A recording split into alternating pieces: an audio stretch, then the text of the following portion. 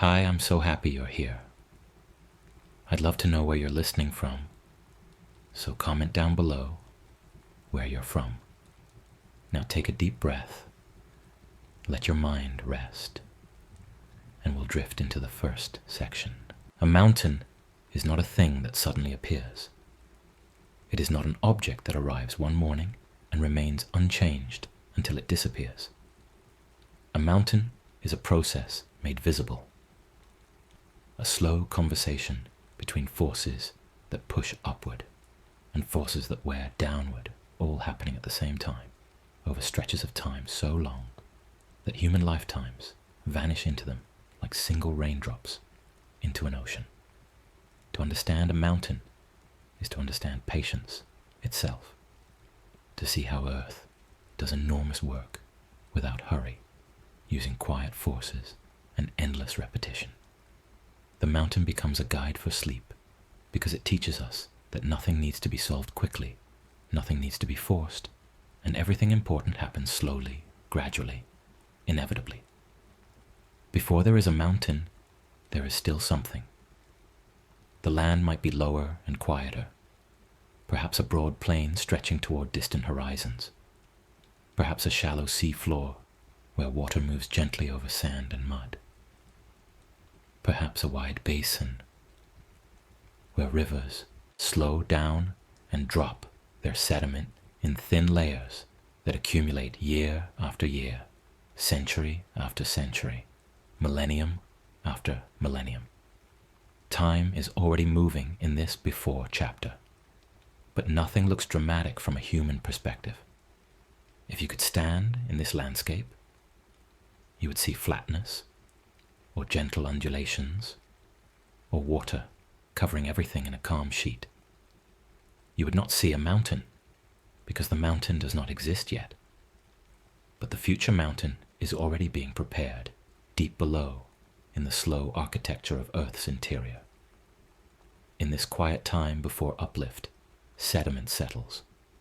Rivers carry tiny particles of rock and mineral from distant highlands, places that are themselves old mountains, slowly wearing away.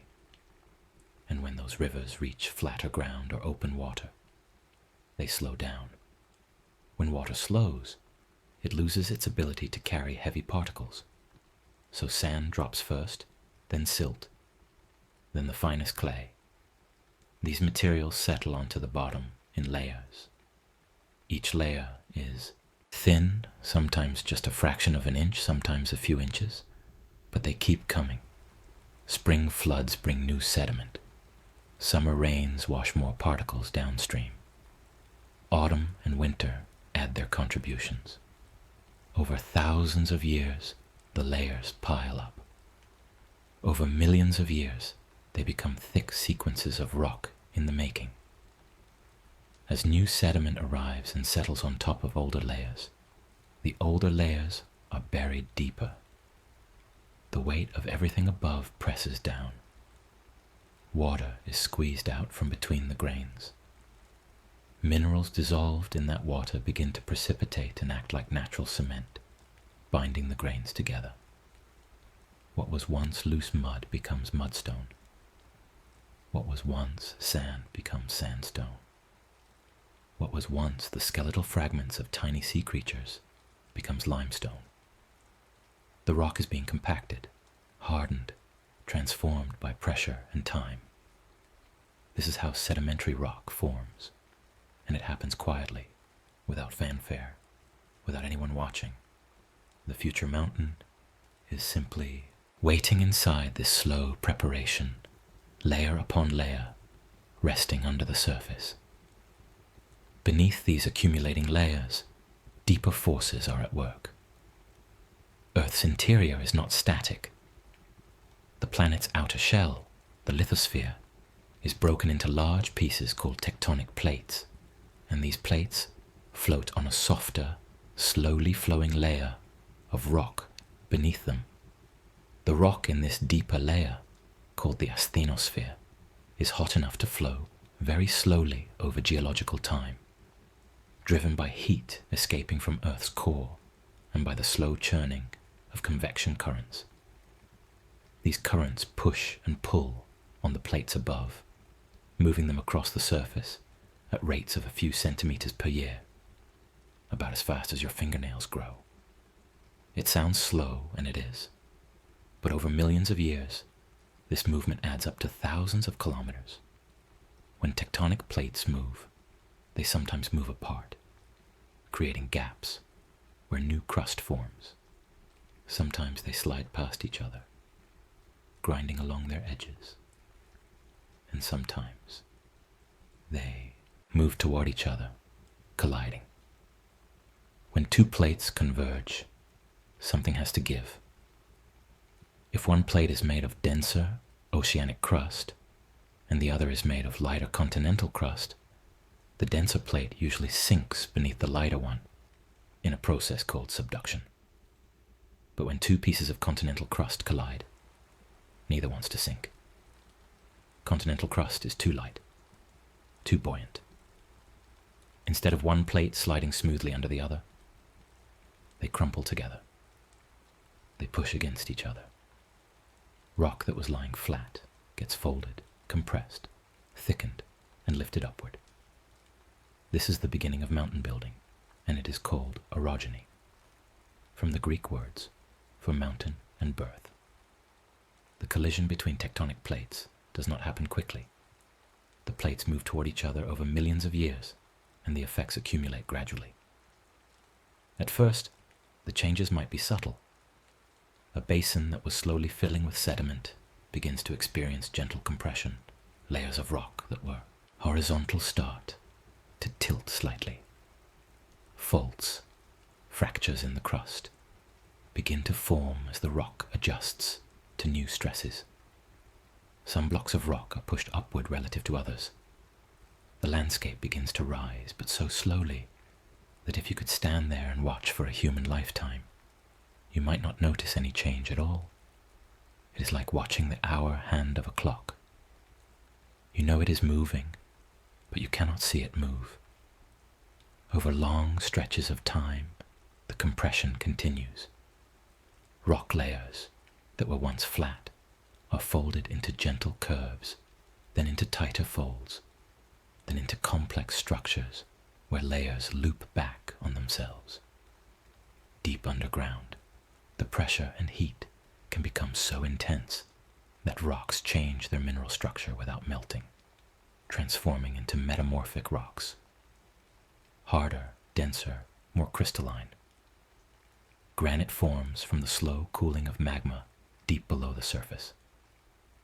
Schist and gneiss form from the alteration of older rocks under pressure. The crust thickens, and as it thickens, it also rises, pushed upward by the buoyancy of the thickened crust floating on the denser mantle below.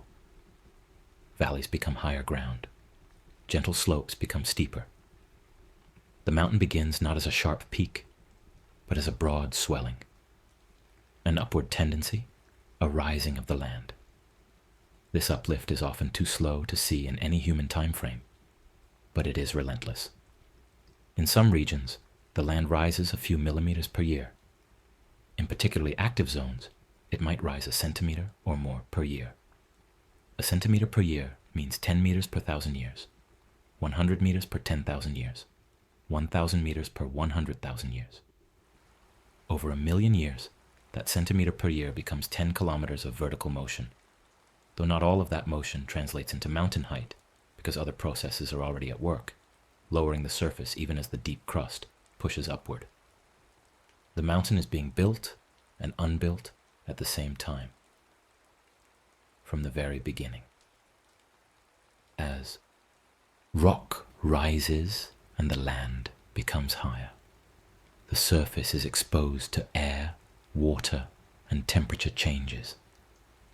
The moment the mountain becomes higher than the surrounding land, it begins to meet weather more directly. Atmospheric circulation patterns change around elevated terrain. Moist air, moving across the landscape, encounters the rising ground and is forced upward. As air rises, it expands and cools. Cool air cannot hold as much moisture as warm air, so water vapor condenses into droplets, forming clouds. If the air continues to rise and cool, the droplets grow larger and eventually fall as precipitation, rain at lower elevations, snow at higher elevations. The mountain, simply by being tall, creates its own weather patterns. It pulls moisture from passing air masses and receives more precipitation than the lowlands around it. Rain arrives and lingers on the mountain slopes. It collects in tiny depressions and flows downhill, following the path of least resistance. Gravity is constant and patient, always pulling water toward lower ground. The water finds cracks in the rock. Natural fractures form during the folding and faulting of the crust, and begins to widen them. Water seeps into these cracks, and when temperatures drop at night or during winter, the water freezes. Ice takes up more space than liquid water, so freezing water exerts tremendous pressure on the surrounding rock, wedging the crack open just a little bit more. When the ice melts, the crack is slightly wider than before, and more water can enter. The cycle repeats. Freeze and thaw, season after season, year after year. Each cycle widens the crack by a fraction of a millimeter. But over centuries and millennia, these tiny increments add up. Eventually, pieces of rock break free and tumble downslope. This process is called mechanical weathering, and it is one of the primary ways that solid rock is broken into smaller fragments. Temperature changes alone can cause weathering even without freezing. During the day, especially in sunny, high-altitude environments, rock surfaces can become quite warm. At night, they cool rapidly. Rock expands slightly when heated and contracts when cooled. Different minerals within the rock expand and contract at different rates, creating internal stresses. Over many cycles of heating and cooling, these stresses can cause the rock to crack and flake. The outer layers of rock sometimes peel away in sheets, a process called exfoliation, leaving smooth, rounded surfaces behind. While mechanical weathering breaks rock into smaller pieces, chemical weathering changes the rock's composition. Rainwater is slightly acidic because it absorbs carbon dioxide from the atmosphere, forming a weak solution of carbonic acid. When this acidic water comes into contact with certain minerals, especially those found in limestone and marble, it dissolves them slowly. The calcium carbonate in these rocks reacts with the acid, forming soluble compounds that are carried away in solution. Even minerals that seem very stable, like the feldspars found in granite, can be altered by chemical reactions with water and acids. Feldspar slowly breaks down into clay minerals, which are much softer and easier to erode. Chemical weathering is slower than mechanical weathering in cold climates, but in warm, wet environments, it can be the dominant force. The mountain is born into a world that immediately begins shaping it.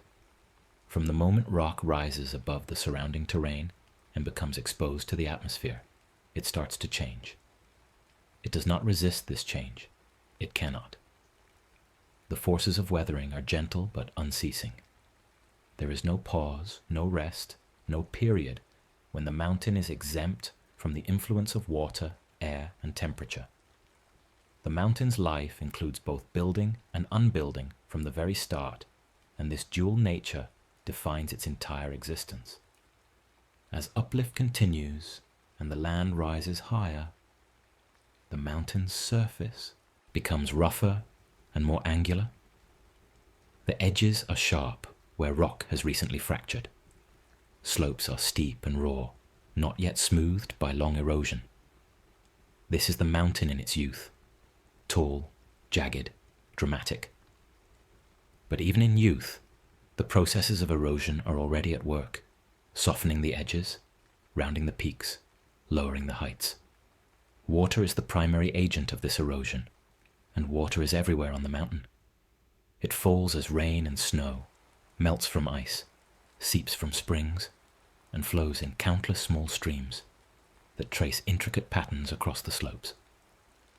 The first streams and rivulets on a young mountain are tentative and searching. Water flows downhill, always choosing the easiest route, and those choices become patterns. A tiny groove in the rock surface channels a few drops of water.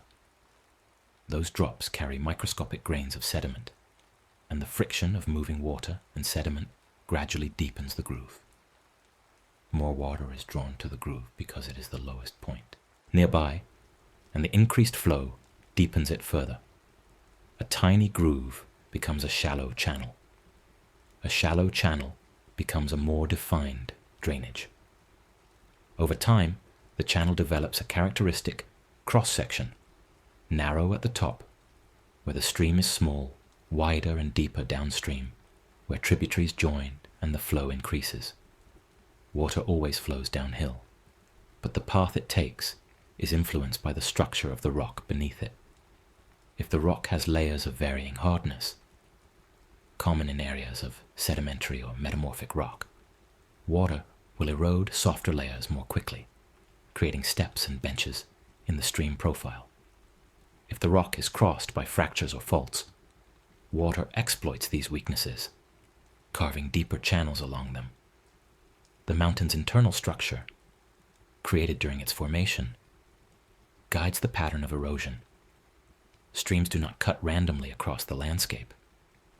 They follow lines of weakness, zones of softer rock, areas where fractures are more closely spaced.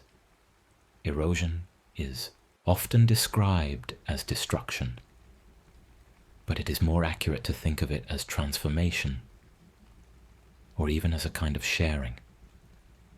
The mountain is not being destroyed, it is giving itself to the landscape. Grains of rock are loosened from the mountain surface and carried downhill by water. These grains, ranging from large boulders to fine silt, are sediment, and sediment is the raw material for new landscapes downstream. The mountain allows rivers to carry its material onward, distributing it across floodplains, depositing it in deltas, delivering it to the ocean where it will settle and, over geological time, become new sedimentary rock. The mountain is part of a cycle, and erosion is the mechanism by which it participates in that cycle. As streams cut deeper into the mountain, they create valleys. The cross-section of a valley depends on many factors: the hardness of the rock, the volume and velocity of the water, the steepness of the slope, the climate. In the early stages, valleys are often V-shaped, narrow at the bottom, where the stream actively cuts downward, widening toward the top, where weathering loosens rock from the valley walls, and gravity pulls it downslope. The stream at the bottom of a V-shaped valley is actively eroding its bed, cutting deeper into the rock with the abrasive action of sediment carried in the flow. Boulders and pebbles roll and bounce along the stream bed, grinding against the underlying rock like natural sandpaper. Over long periods, the stream continues to deepen its valley, but the rate of downcutting slows as the valley becomes deeper.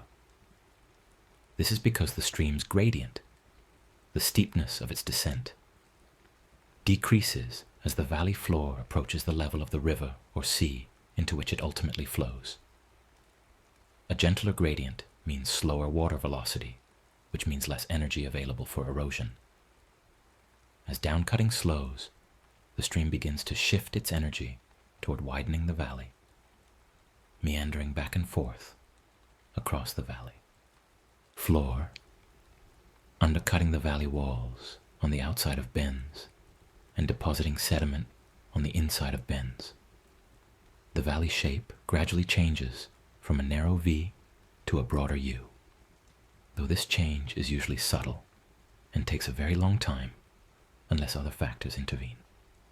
While streams are carving valleys, the mountain as a whole continues its slow transformation.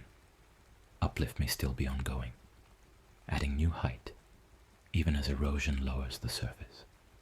In many mountain ranges, this competition between uplift and erosion continues for millions of years.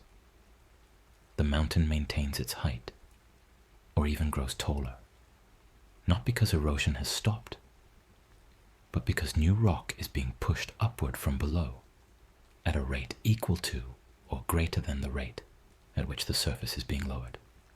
This creates a kind of dynamic equilibrium, a balance between opposing forces. It is calming to think about. Two processes working in opposite directions, neither winning completely, finding a steady middle ground, like breath finding an easy rhythm. Eventually, though, the forces driving uplift begin to weaken. The tectonic collision that created the mountain slows or stops as the plates involved change their motion, or as the compressional stress is relieved. The supply of new upward motion decreases. Erosion, however, does not stop. It continues at its patient pace, and now it begins to win the long competition. This marks the transition from the mountain's youth to its middle age, the portion of its existence that fills most of its lifespan and is, in many ways, the quietest and most meditative part of its story. The mountain's long middle age is characterized by rhythm and repetition. Seasons repeat. Snow arrives in winter, covering the high peaks and slopes in a blanket of white. The snow accumulates, layer upon layer, compressing under its own weight. In spring, temperatures rise and the snow begins to melt. Meltwater trickles down the slopes, feeding streams and rivers, soaking into the soil, filling ponds and lakes. Summer brings different weather, perhaps thunderstorms in some regions, dry heat in others, and the mountain's appearance changes with the season. Vegetation grows, flowers bloom at high elevations, insects and animals move through the landscape. Autumn arrives with cooler temperatures and changing light. Plants prepare for winter. Snow returns. The cycle completes and begins again. Rain darkens the stone when it falls, turning gray, rock charcoal, brown rock sepia, red rock rust-colored. As the rain stops and the sun emerges, the rock dries, returning to its lighter shade. This simple cycle of wetting and drying happens countless times, and each time it contributes minutely to the weathering process. Water carries dissolved minerals to the surface, where they precipitate as the water evaporates, sometimes forming colorful crusts or stains. Water also carries acids from decaying vegetation, which enhance chemical weathering. The mountain surface is constantly being altered, constantly responding to the presence or absence of moisture. Freeze-thaw cycles continue to widen cracks. In autumn, water seeps into fractures during rainy periods. As winter approaches and temperatures drop, that water freezes.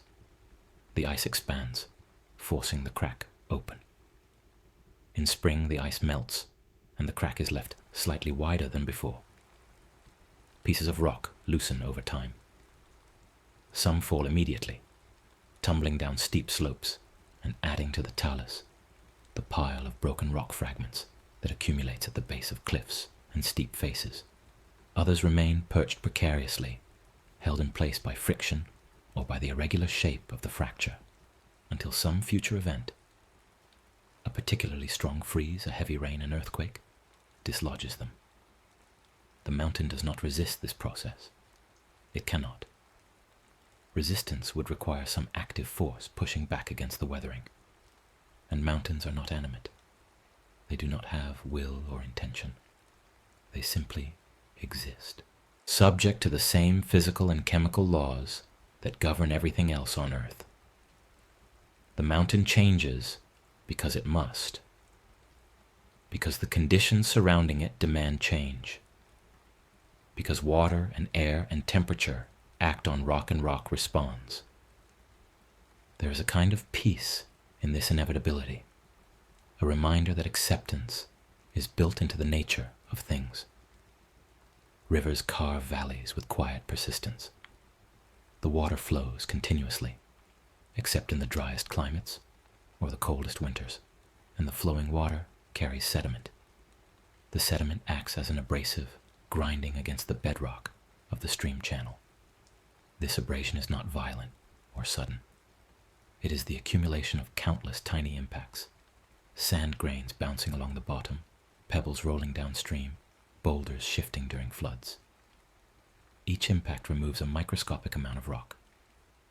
Over decades, the cumulative effect is measurable. Over millennia, it is dramatic. Valleys deepen not through force, but through repetition. As valleys deepen and widen, the mountain shape becomes more recognizable. Ridges form between adjacent valleys, high points of rock that have not yet been eroded away. Saddles appear where two valleys approach each other from opposite sides of a ridge, creating low points along the ridgeline. Bowls and cirques develop at the heads of valleys, especially in areas where winter snow accumulates and persists. These features give the mountain its characteristic topography, its unique silhouette against the sky. But none of these features appear suddenly. Each is the result of countless small events, countless days of weathering and erosion, countless repetitions of freeze-thaw cycles, rainstorms, snowmelt, and streamflow. In the mountain's middle age, life begins to play a more visible role. As climate allows, plants take root in the thin soils that develop from weathered rock. Soil formation is itself a slow process. Rock must be broken into small particles, and those particles must be mixed with organic matter, decayed leaves, dead roots, animal waste. Microorganisms break down the organic matter, releasing nutrients that plants can use. The first plants to colonize rocky slopes are often lichens and mosses, which can survive in harsh conditions with minimal soil. Lichens are particularly important because they contribute to chemical weathering, secreting acids that help break down the rock surface. As lichens and mosses grow, die, and decay, they add organic matter to the developing soil, making it possible for more complex plants to establish. Grasses are often the next arrivals. They have extensive root systems that help stabilize slopes, reducing erosion. The roots penetrate cracks in the rock, widening them as the roots grow, contributing to mechanical weathering. When grasses die, their roots decay and add organic matter to the soil. Over time, the soil deepens and can support shrubs and eventually trees. The type of vegetation that can grow at any particular location on the mountain depends on many factors: altitude, slope aspect, water availability, soil depth, temperature. Lower slopes, which are warmer and often have deeper soil, can support forests. Higher slopes, where temperatures are cooler and soil is thinner, support grasses and shrubs. The highest elevations, where conditions are most severe, may support only lichens, mosses, and a few hardy flowering plants. Ecosystems develop on the mountain as another layer of its biography. Life adapts to the gradients of altitude, temperature, moisture, and sunlight. Different species occupy different niches. Some plants thrive on south-facing slopes where sunlight is more intense. Others prefer north-facing slopes where conditions are cooler and moister. Some animals live in the forests of the lower slopes, while others are adapted to the alpine meadows and rocky terrain of the high country. Birds nest on cliff faces. Insects pollinate flowers. Small mammals burrow in the soil. Predators hunt prey. The mountain becomes a set of interconnected habitats, each with its own community of organisms. Life on the mountain is not static. Climate shifts over geological time, and as climate changes, so do the ecosystems. During warmer periods, tree line, the elevation above which trees cannot grow, shifts upward. Forests expand into areas that were previously too cold or too harsh. During cooler periods, tree line shifts downward. Forests retreat, and alpine vegetation expands. These shifts happen gradually, over centuries and millennia, as species migrate or disappear, as soils develop or erode, as temperature and precipitation patterns change.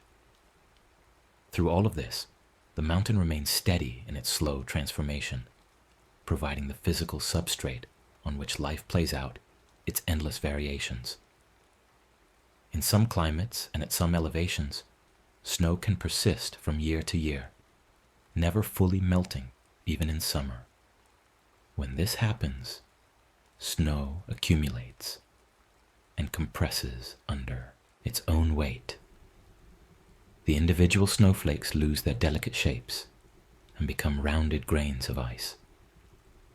As more snow falls and compresses, the grains are packed more tightly together. Air is squeezed out. The material transitions from snow to firn, a transitional stage between snow and ice, and eventually to glacial ice, which is dense, hard, and blue-tinted. This process takes years or decades, depending on the rate of snowfall and the temperature. A glacier forms when ice accumulates to sufficient thickness that it begins to flow under its own weight. Ice is a solid, but on geological timescales and under pressure, it behaves like a very viscous fluid. It deforms slowly, creeping downslope in response to gravity. The movement is almost imperceptible, perhaps a few meters per year for a typical mountain glacier, though some glaciers move faster and some move more slowly. The ice does not melt and refreeze as it moves. Rather, the entire mass of ice deforms internally, with ice crystals sliding past each other along internal planes of weakness. Glaciers reshape valleys in distinctive ways. Unlike rivers, which erode primarily at the bottom of their channels, glaciers erode both the floor and the walls of the valleys they occupy. The ice plucks rocks from the bedrock by freezing onto them and then pulling them away as the glacier moves. This plucking is most effective on the downstream side of bedrock bumps and on valley walls, where the ice exerts pressure. The rocks that are plucked from the bedrock become embedded in the ice and act as additional abrasive tools. As the glacier flows, these embedded rocks grind against the bedrock below and beside the ice, smoothing and polishing the surface, carving long scratches called striations that indicate the direction of ice flow. Over time, a valley occupied by a glacier changes shape. The V-shaped cross-section, typical of a river valley, becomes a U-shaped cross-section. The valley floor is widened and flattened. The valley walls are steepened and smoothed. At the head of the glacier, where snow and ice accumulate, the ice carves a circular or semicircular depression called a cirque. Cirques have steep back walls and gentler, outward-sloping floors, and they are often the sites of small lakes after the glacier melts. Multiple cirques around a single peak can create a sharp, pyramidal mountain summit sculpted by ice approaching from several directions. Glaciers are most effective at erosion in cold climates, particularly during ice ages, when glaciers expand and cover much larger areas. During the last ice age, which ended about 11,000 years ago, ice sheets covered large portions of North America, Europe, and Asia. Mountain glaciers expanded far down their valleys, reaching elevations and latitudes where they no longer exist today. These expanded glaciers carved and reshaped mountain landscapes on a massive scale, creating the dramatic scenery, visible in many high mountain ranges today. But even during ice ages, glaciers moved slowly. The reshaping of valleys was the result of thousands of years of glacial flow, not sudden catastrophic events. When glaciers retreat, either because climate warms or because the supply of snow decreases, they leave behind clear evidence of their presence: polished bedrock surfaces, scratched with striations, mark areas where ice once flowed, erratic boulders, rocks carried by the ice and deposited far from their source, rest on surfaces of entirely different rock types. Moraines, piles of sediment deposited by the glacier, mark the glacier's former extent. These moraines can be lateral, forming along the sides of the valley; terminal, marking the farthest advance of the ice; or ground moraines, spread across the valley floor as the ice melted. The landscape left behind by a retreating glacier is often rugged and irregular, with lakes filling depressions carved or dammed by the ice, and streams flowing over bedrock or through piles of glacial sediment. The retreat of glaciers is another way the mountain shares itself with the world. The sediment carried by glacial ice, ground up rock, ranging from fine clay to large boulders, is deposited as the ice melts, creating new landforms and new soils. Rivers fed by glacial meltwater carry some of this sediment downstream, distributing it across floodplains and deltas. The minerals in glacial sediment can be rich in nutrients, making glacially fed rivers particularly productive for the ecosystems they support. The mountain, through the action of its glaciers, contributes to the fertility of distant lowlands. Throughout the mountain's Middle Age, uplift might not have stopped entirely. In many places, Earth continues to push upward, even while erosion lowers the surface. This ongoing uplift can be driven by several mechanisms. If the mountain range is still in a zone of tectonic compression, if the plates are still converging, even slowly, new uplift can continue. Alternatively, as erosion removes material from the mountain surface, the crust becomes lighter, and buoyancy causes it to rise slightly, a process called isostatic rebound. This rebound does not restore the full height lost to erosion, but it does allow the mountain to maintain elevation longer than it would if uplift had stopped completely. The result is a gentle tension, a kind of dynamic balance. The mountain is being lowered by erosion and raised by uplift at the same time. If the rates are equal, the mountain maintains a constant height, though individual particles of rock are constantly being cycled through, new material rising from below, while old material is carried away at the surface. If erosion exceeds uplift, the mountain gradually becomes lower. If uplift exceeds erosion, the mountain continues to grow, at least for a time. This balance is not static or permanent. It shifts over geological time as tectonic forces change and as climate variations alter the rate of erosion. But for long stretches of the mountain's Middle Age, this balance can hold, creating a period of relative stability. Water continues to organize the mountain's daily life. Storms feed streams. Streams become rivers. Rivers carry sediment to plains and deltas, and ultimately to the ocean. The mountain's rock turns into sand and silt and clay, materials that build soils, floodplains, beaches, and eventually new layers of sediment somewhere else. The mountain is constantly becoming other places. This is not loss. It is transformation. The mountain's atoms and minerals are redistributed across the landscape, becoming part of new systems, supporting new life, participating in new cycles. There is a quiet generosity in this process, a reminder that nothing in nature is isolated or self-contained. Everything is connected, everything flows, everything participates in larger patterns. The rivers that drain the mountain carry not just sediment, but also dissolved minerals. Chemical weathering releases ions into the water: calcium, magnesium, sodium, potassium, silica, and these dissolved substances travel downstream. Some precipitate out to form new minerals in the riverbed or floodplain. Some are taken up by plants and incorporated into living tissue. Some reach the ocean, where they contribute to the saltiness of seawater or are used by marine organisms to build shells and skeletons. When those organisms die, their shells sink to the ocean floor and accumulate as sediment, eventually forming limestone. The mountain, through its slow dissolution, helps create rocks on the seafloor thousands of kilometers away. This cycling of material is one of Earth's fundamental processes. Rock is uplifted, exposed to weathering, broken down, transported by water, deposited as sediment, buried, compacted, sometimes heated and altered, and eventually uplifted again in a new mountain-building event.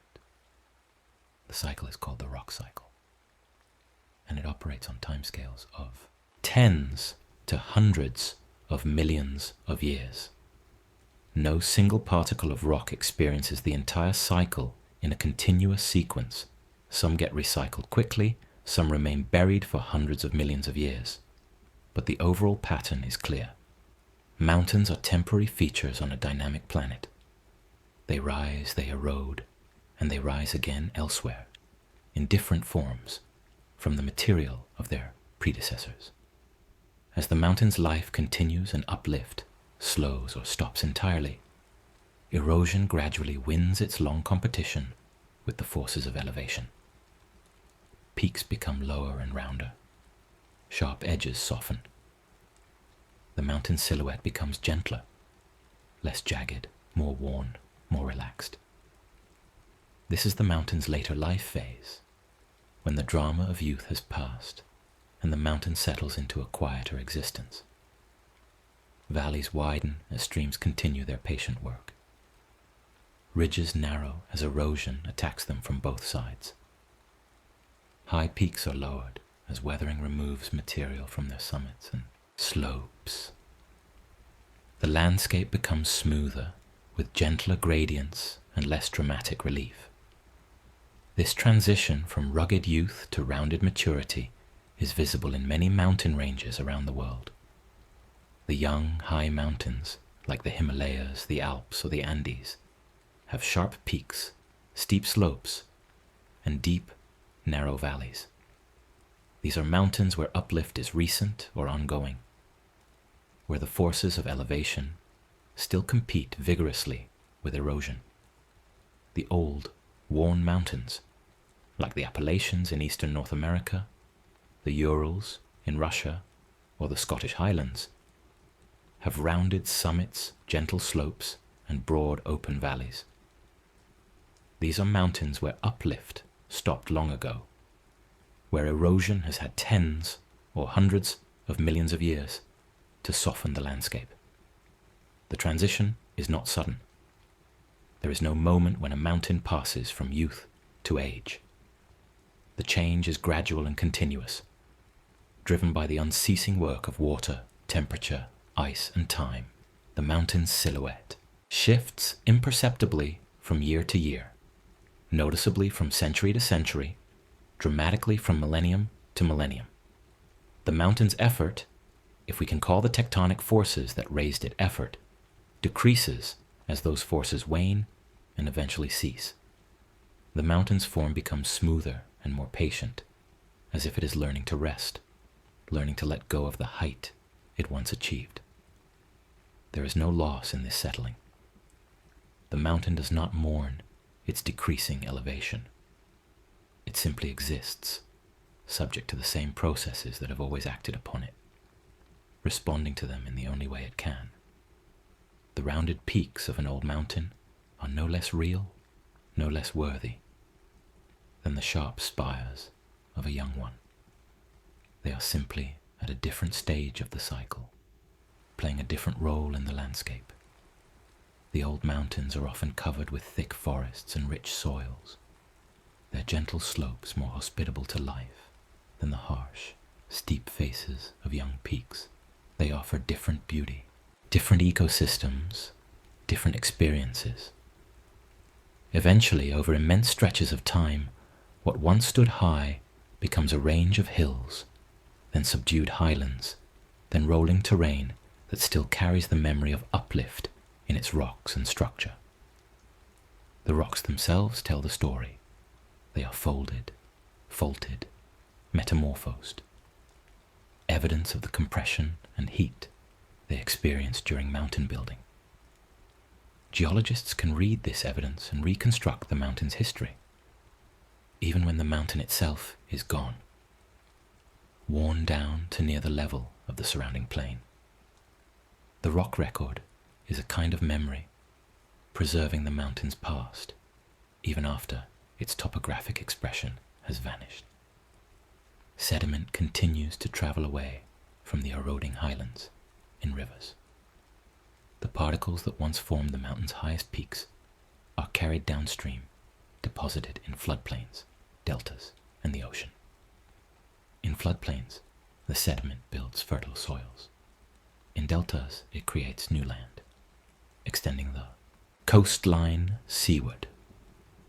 In the ocean, it settles on the seafloor, joining other sediments in broad layers that will eventually compact and harden into sedimentary rock. The mountain's material reaches the ocean and rests again in layers, returning to a state similar to the before state where this story began. Layers of sediment accumulating, being buried, being compressed, waiting for the next cycle of uplift. This return is not an ending. It is a continuation. The sediment on the seafloor is not inert or finished. It is still part of Earth's active systems. It can be buried deeper by additional sediment. It can be altered by heat and pressure. It can be caught up in a new episode of tectonic convergence and uplifted again, becoming part of a new mountain range.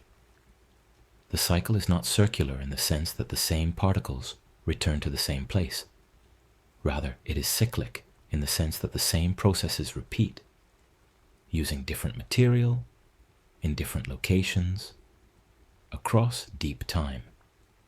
In the closing perspective of the mountain story, we see the full cycle and allow it to feel soothing.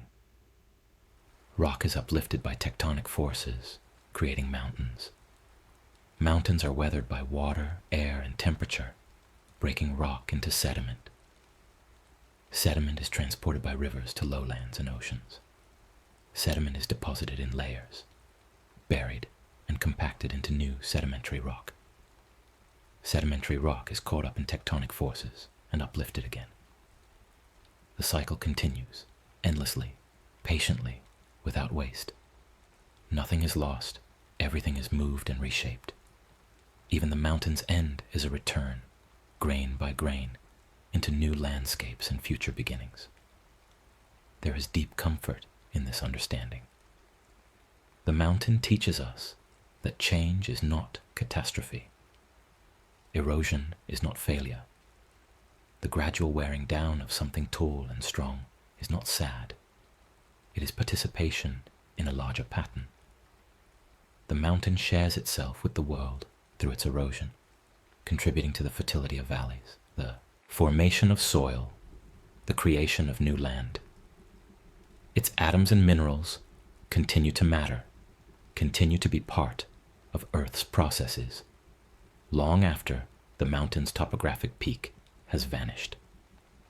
For those of us struggling with worry or stress, the mountain offers a metaphor without being preachy about it. Our worries can feel like sharp peaks in the mind, tall, imposing, immovable.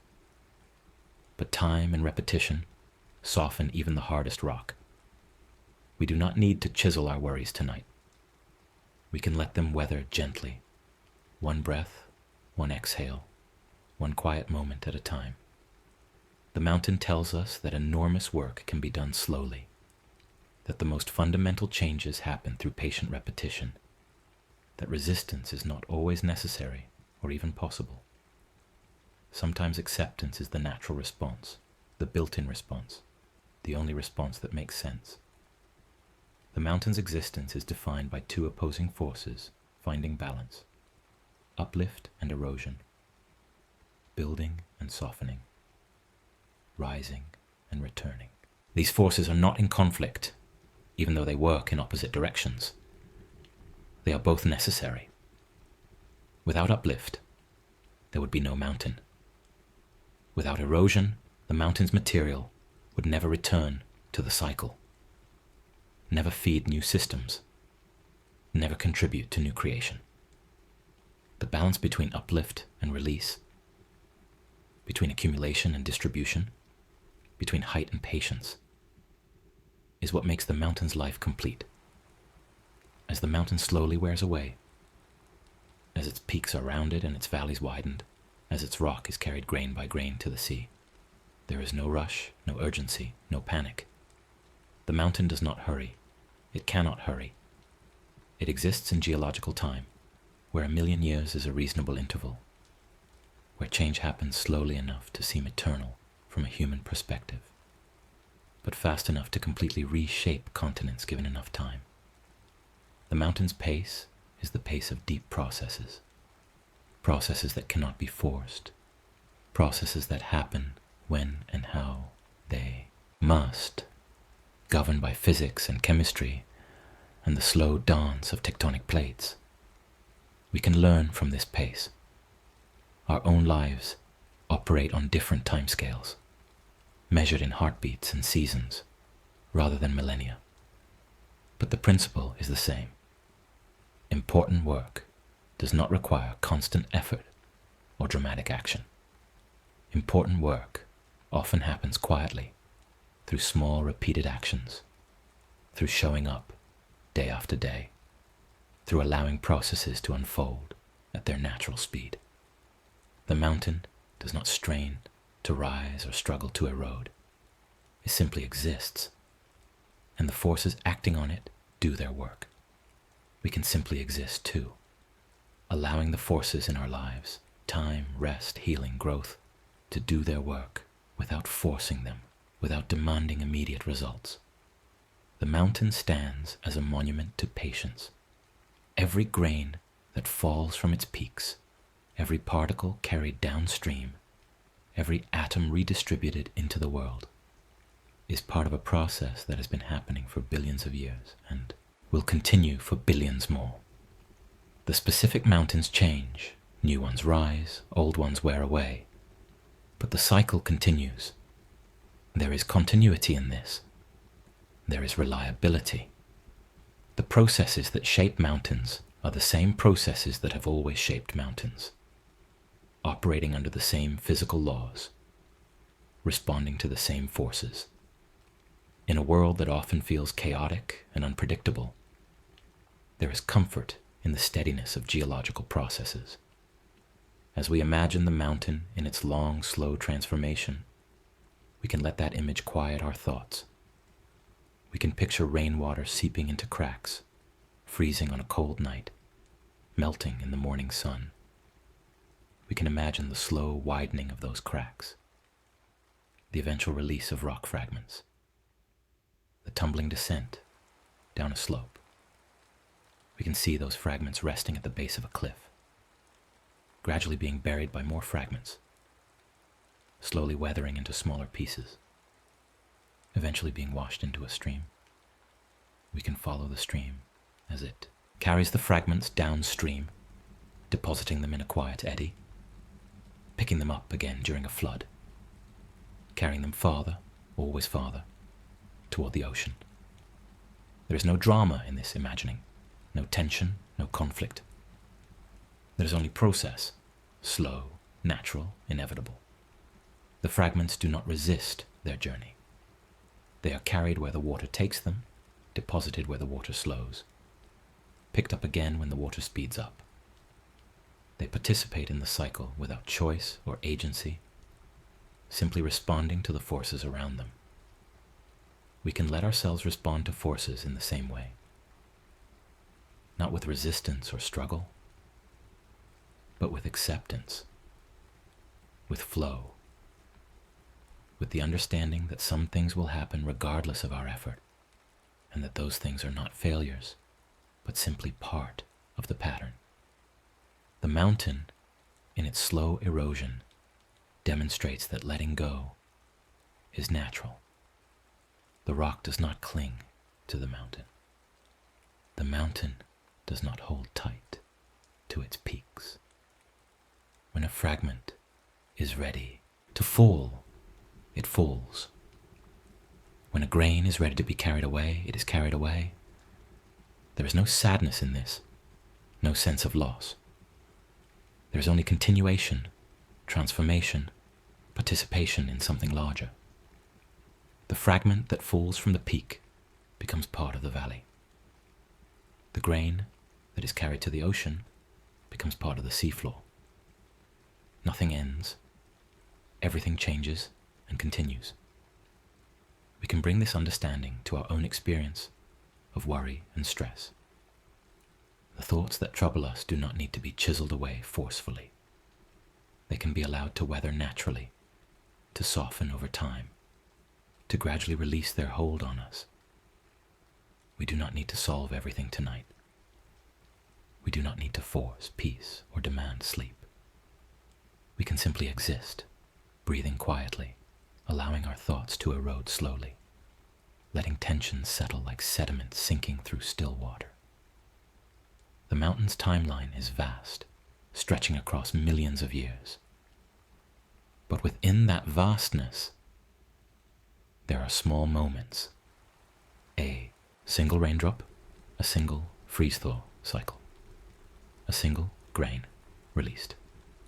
Our timeline is shorter, but it too contains small moments. A single breath, a single heartbeat, a single instant of stillness.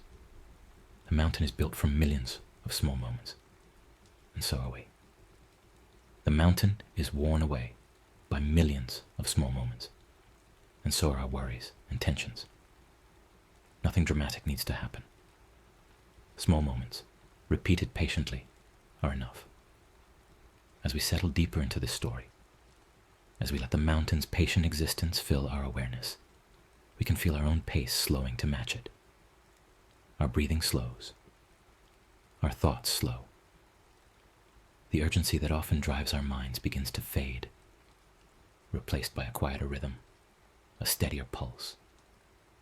We are learning from the mountain, absorbing its lesson of patience, embodying its acceptance of slow change.